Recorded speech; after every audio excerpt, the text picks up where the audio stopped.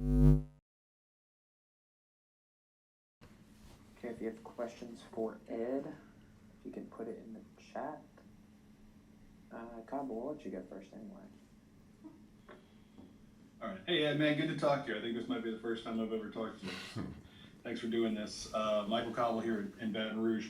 Just if you would start about kind of tell us how you feel health wise, and then how difficult was that watching that game go down with you on the sidelines, and how important do you feel it is to have you back to help complement this run game that's kind of been lacking? Well, I'm feeling way healthier than I was 2 weeks ago. I'm glad. I'm kind of glad that the game was canceled. Gave me extra time to heal.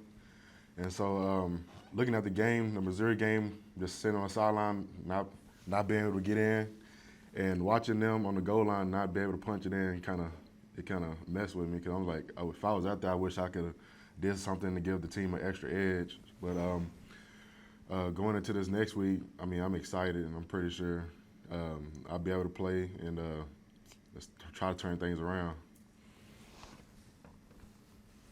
Hey Ed, this is Shay Dixon with 24/7 Sports. How would you describe both Max and TJ in terms of kind of their playing style and what they bring, when they're in on getting reps at practice? They both are good quarterbacks. Max, he's a left-handed quarterback. That's kind of a new thing around here. But both of them have the perks. TJ's a bigger guy.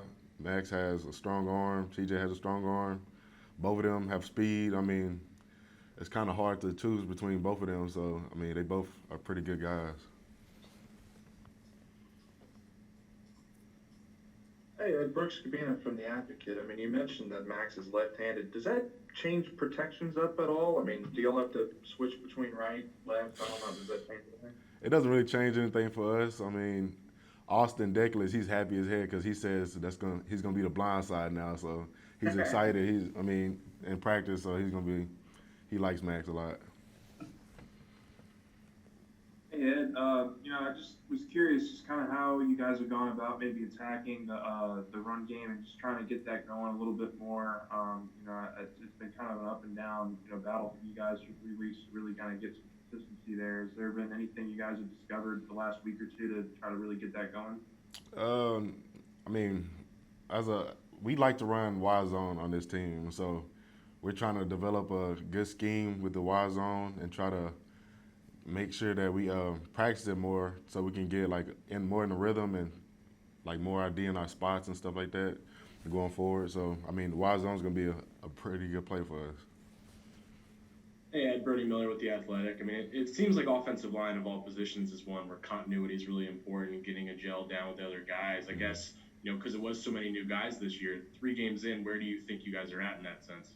I think we have developed a pretty good chemistry now. I mean, the first game, as y'all saw, the whole team didn't gel together as a whole. I mean, the offensive line, I felt it personally that we wasn't gelling together. So, uh, 3 games in, I'm pretty sure like I'm feeling very confident with the guys I'm with. Yeah, what adjustments do you have to make as an offensive lineman when you've got multiple guys practicing at quarterback and you're not exactly sure who's gonna start on Saturday?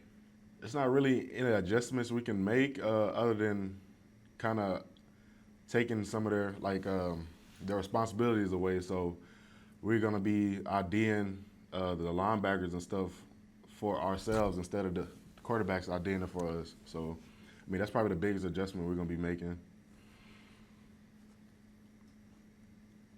Hey Ed, got one more question for you. Miles has, talked a lot about in the past just how close he is with you guys as a unit and as a whole. I mean, have you been able to talk to him in the last week, just kind of gauge just kind of how he's feeling and just kind of how much he's itching to get back out there and play this weekend?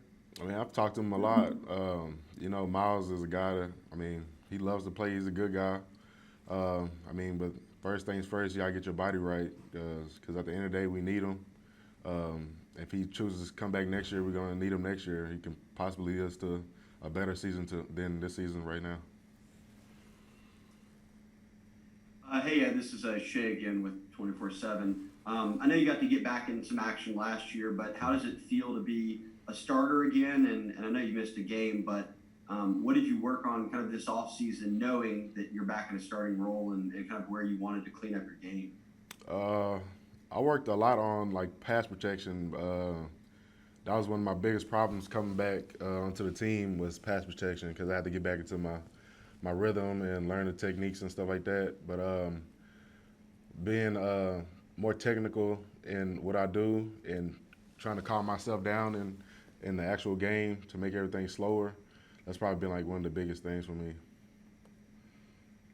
And this is such a weird year, outside of football, but you are just one of the few guys that are back from last year's team. And we were talking with Zach von Rosenberg earlier about, just the drop off. There's a lot of guys that didn't get to see what you all did last year on this team that are having to perform right now.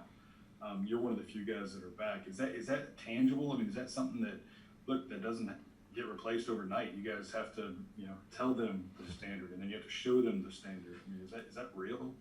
I mean, it's real, but I tell them all the time, like, we are not the same team. We have to realize that the team that was here last year, all the coaches, a lot of the coaches that was a part of that and a lot of players that was a part of that team are gone. We have to build our own DNA this year. So at the end of the day, that was in the past. We have to make room for the future. Wrap up with Brooks. Hey, kind of a defensive question here. I mean, we spoke to Jabril earlier. What do you see from him on the opposite side of the ball? Is he, I don't know. I'm just curious from whenever you guys go up against ones, what you see from him. Jabril's a dominant player. I mean, I remember one time in one of our scrimmages, I was going out on a screen and he didn't see me, I didn't see him, but he was trying to tackle the running back and he ended up hitting me. So for 1 second I was looking at the sideline, the next second I was looking up at the sky. So he's a good player, I'll just tell you that. Did you get him back later? Oh yeah, I got him back before. Oh yeah, I got him back. Thank you, Ed. Appreciate your time. No problem. Thank y'all.